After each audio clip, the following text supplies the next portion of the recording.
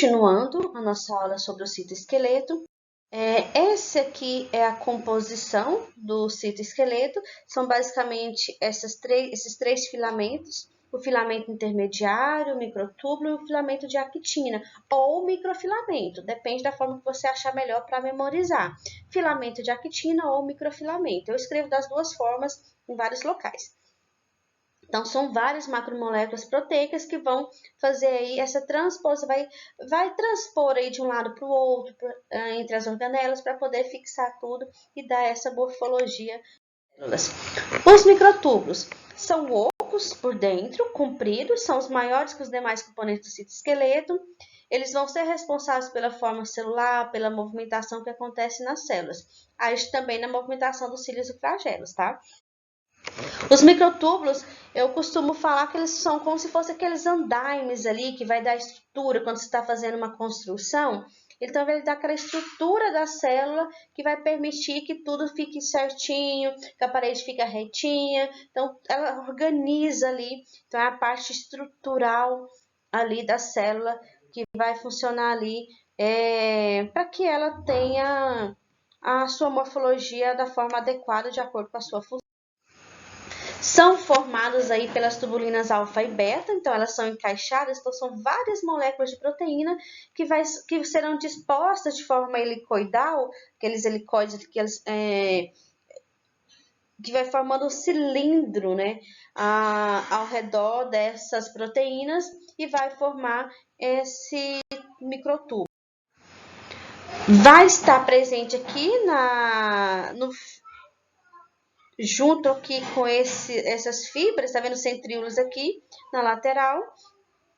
Ele vai ajudar na formação desses, tá vendo esses fiozinhos que passam os cromossomos? Então, ele vai dividir a célula, vai direcionar esses cromossomos para o centro da célula. Então, surge esse fuso acromático ali dos centríolos, e aí eles transpassam várias proteínas para poder direcionar esse cromossomo para o local adequado.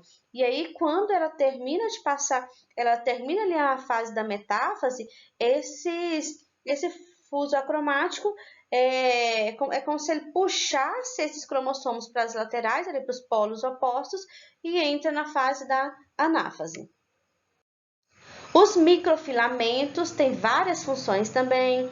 Vai ajudar a manter o vigor, o formato celular, o suporte mecânico, vai colaborar com a movimentação, contribui com as funções da membrana plasmática, vai atuar na contração muscular, na migração de células embrionárias, combate a infecções nos processos de cicatrização da pele.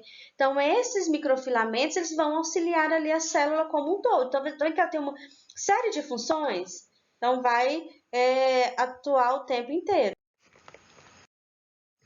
Os microfilamentos são os que têm em maior quantidade, e aí ele vai ter a presença de duas proteínas. Lembra que eu falei que não era só actina e tubulina?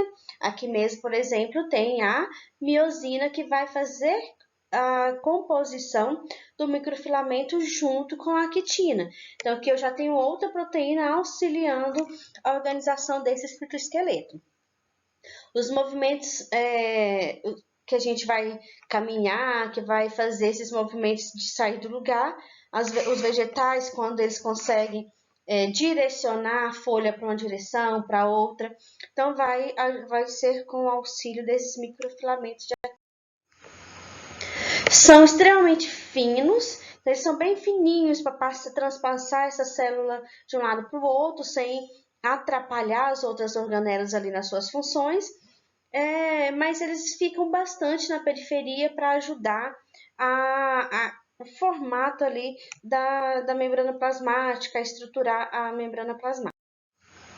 Os filamentos intermediários, né, são meio termo, né, não são tão grossos quanto microtúbulos, não são tão fininhos quanto os microfilamentos. E aí eles têm função de manter as organelas no lugar. Isso dá para vocês visualizarem aqui. Esses filamentos intermediários, esses marronzinhos aqui, eles estão segurando uma mitocôndria no lugar dela. São eles que vão permitir que as organelas se mantenham no seu local ali. Só vai sair se a célula tiver realmente alguma necessidade para isso. Existem algumas doenças por exemplo, que pode, quando o teu corpo não consegue sintetizar o filamento intermediário chamado queratina, que é um dos tecidos que vai ajudar a fazer com que a nossa pele seja maleável, né? Que você consiga tocar nela e você aperta aí e ela volta. Faz o teste. Aperta o teu braço e solta. Aperta o teu braço e solta. Quando você faz isso, quem está agindo, fazendo com que essas células não se rompam, é essa queratina. Quando o teu corpo não sintetiza essa proteína, chamada queratina, você pode ter essas doenças da pele que vai fazer com que a pele fique muito rígida e ela começa a se quebrar. Por quê? Porque essa queratina que permite essa flacidez da sua pele ali, essa movimentação, essa capacidade dela se movimentar e voltar ao mesmo local sem que que haja estiramento, é a presença de algumas proteínas específicas. E se você não consegue produzir essas proteínas, o teu corpo acaba sendo prejudicado. Elas estão espalhadas aí, né? Essa aqui é uma imagem de uma célula. Pra vocês terem uma noção, o citoesqueleto está espalhado por todos os lados para manter tudo nos seus locais. E a gente costuma falar assim que os filamentos intermediários é como se fosse a estrutura ali, a amarração de uma casa em determinados pontos para manter tudo no seu devido lugar. Tem mais dois videozinhos aqui que mostram as proteínas motoras, como que elas fazem, como que elas trabalham. E aí tem a quimesina e a actina-miosina, que elas vão movimentar, carregando essas organelas de um local para outro. Tem as cinesinas, as gineínas, miosinas, então cada uma dessas vão ter funções específicas, caminhar ali, fazer os seus trabalhos diários dentro. As cinesinas e gineínas, não sei se vocês conseguem visualizar aqui, a gente tem aqui, tá vendo essa rosinha aqui? Elas vão ter a função de transportar essas organelas de um local para outro. As miosinas, qual que é a diferença entre elas? Cada uma segue normalmente uma direção, então elas fazem o mesmo trabalho para uma direção, a outra, e ela vai lá, carrega para uma direção e a outra traz de volta. Uma carrega e a outra traz de volta. Então, elas vão usar o filamento proteico aqui também para poder deslizar por ele para carregar essas organelas. Os centríolos são organelas não envolvidas por membrana, né? Vai atuar aqui na hora do processo de divisão celular. Eles são trípletes de microtúbulos. Então, você tem 9 trios de microtúbulos aqui que vão se encaixar nos cromossomos na hora do processo de divisão celular, formando aí o fuso de ácido. Então, tem todo o processo ali junto com o citoesqueleto para que a célula passe pelo processo de mitose e meiose. Os protozoários, os espermatozoides, todos esses seres, eles têm os cílios e flagelos. Seres, né? O espermatozoide é uma célula. Eles têm os cílios e flagelos para ajudar na movimentação. Por que o espermatozoide precisa do flagelo? Para ele se movimentar. Então, quando ele sai lá dos testículos para atingir o óvulo, ele vai se movimentar no líquido aquoso para que ele seja fecundado, para que o óvulo seja fecundado. Então, ele vai caminhar ali com o auxílio desses cílios e flagelos para chegar ao local que ele deseja.